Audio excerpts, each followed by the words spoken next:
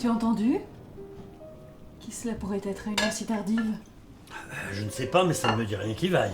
Va voir. Oh, si c'est toi qui me le demandes, j'y vais de ce pas.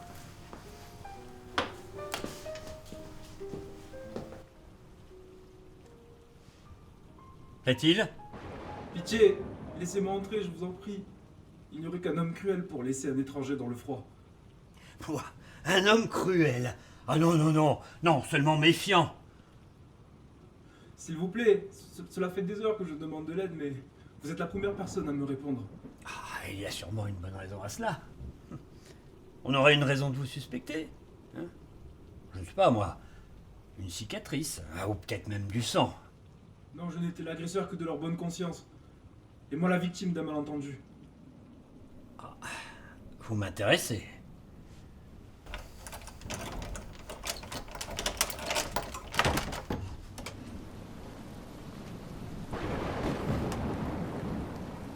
Ah, je comprends mieux.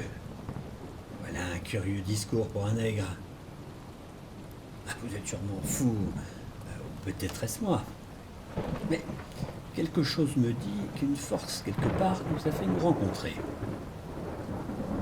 Vous savez, on n'a pas souvent l'occasion de croiser des gens de couleur dans nos lointaines contrées. Bon, allez, entrez.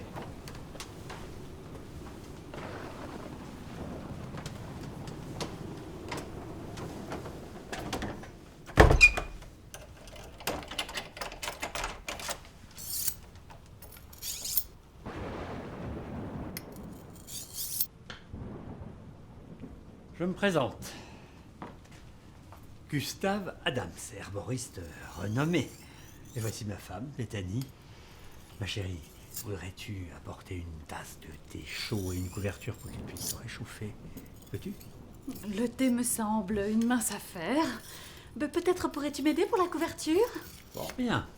Le Seigneur a béni l'être humain de 2 jambes et de 2 bras. Et tu n'en fais pas l'exception. Bon, attendez-moi une minute. Je reviens. Est-ce que... Monsieur a un nom? Tobalt le marchand, fils de philosophe et futur écrivain. Oh! Un intellectuel, quel honneur! Eh bien, monsieur le marchand, il semble que vous ayez beaucoup de choses à nous raconter. Passons au salon.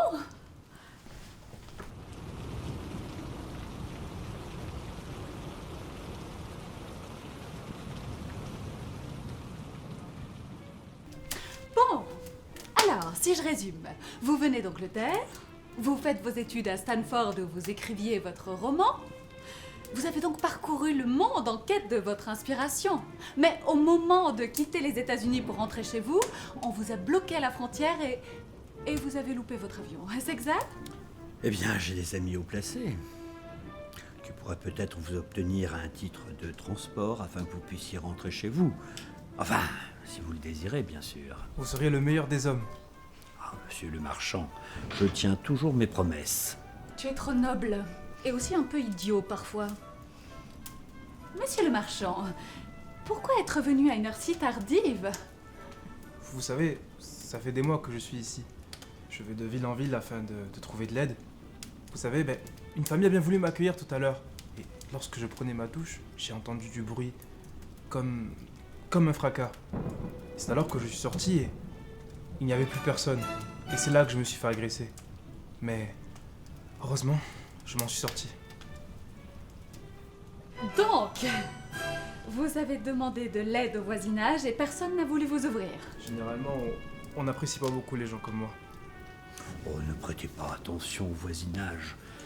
Vous savez, les mœurs ne sont pas toutes les mêmes. Mais ce sont des braves gens. Quelque chose me chagrine. Où est votre agresseur? Mon agresseur, je ne l'ai pas revu. Il a disparu comme par magie. Quel heureux hasard! Le hasard fait parfois bien les choses. Et les bons comptes font les bons amis. Monsieur le marchand, quelque chose me dit que vous parlez trop bien pour un nègre. Ce nègre a un nom.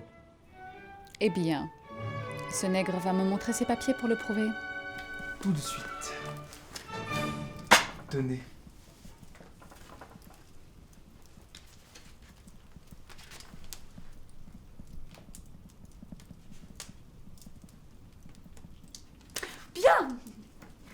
tout est en ordre. Eh bien, splendide. Passons à table. Vous avez l'air affamé.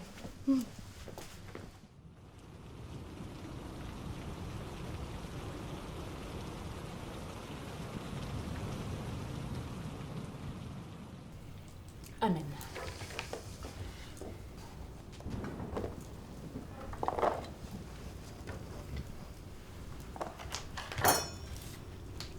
Dites-moi, Atobalt, on accepte les gens comme vous à Stanford? On dit qu'on est plus tolérant en Europe. On dit aussi que les Noirs vivent en Afrique. Oh, si seulement votre beau pays chrétien nous avait pas tous enlevés pour les réduire en esclavage. Ce sont vos Européens qui s'en sont chargés. Les premiers, du moins. Et de quoi est constitué votre beau pays? Seulement de braves Américains. Ou d'Européens qui n'ont pas appris de leurs erreurs. Mais qui ne font pas la guerre à leurs pays voisins. Mais dites-moi, n'avez-vous pas tué tous ceux qui s'opposaient à votre manière de penser? Seulement ceux qui nuisent à la démocratie. À la démocratie. Est-il vrai que le terme génocide s'est popularisé en Europe?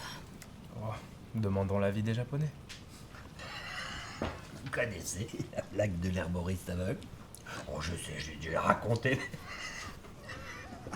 Je la trouve hilarante. Gustave, épargne-nous tes histoires, veux-tu? Bien. Revenons à nos moutons. Oh, tu vois bien qu'il est affamé. Laisse-le manger. Veuillez m'excuser. J'ai une affaire importante à régler.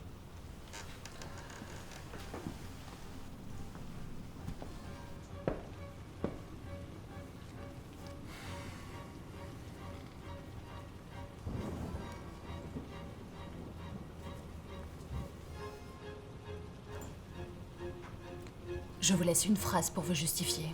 Vous vous méprenez, madame. Ce sang est bien le mien. Mauvaise réponse.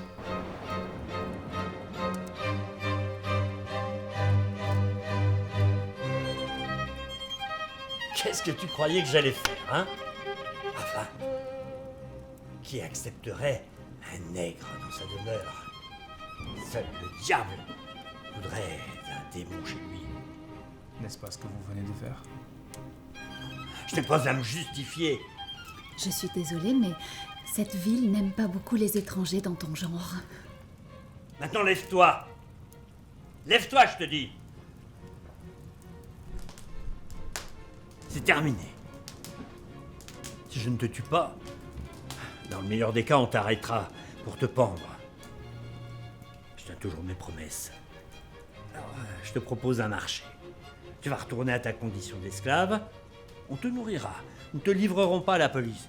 Et avec un peu de chance, dans quelques années, tu pourras peut-être rentrer chez toi. Voilà. C'est à toi de voir. Agenouille-toi. Vois le bon côté des choses. T'auras une belle histoire à raconter, non? Quoi? La proposition ne te plaît pas?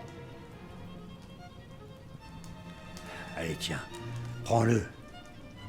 Oh, ne me dis pas que tu n'as pas pensé à buter un blanc pour voir ce que ça fait. Prends-le, je te dis. C'est bien ce qui me semblait. Ta race est si faible qu'elle ne mérite que d'être esclave. Agenouille-toi. Agenouille-toi, je te dis.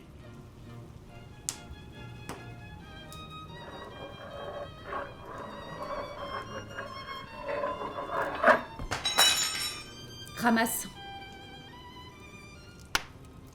Ramasse! À quatre pattes chien!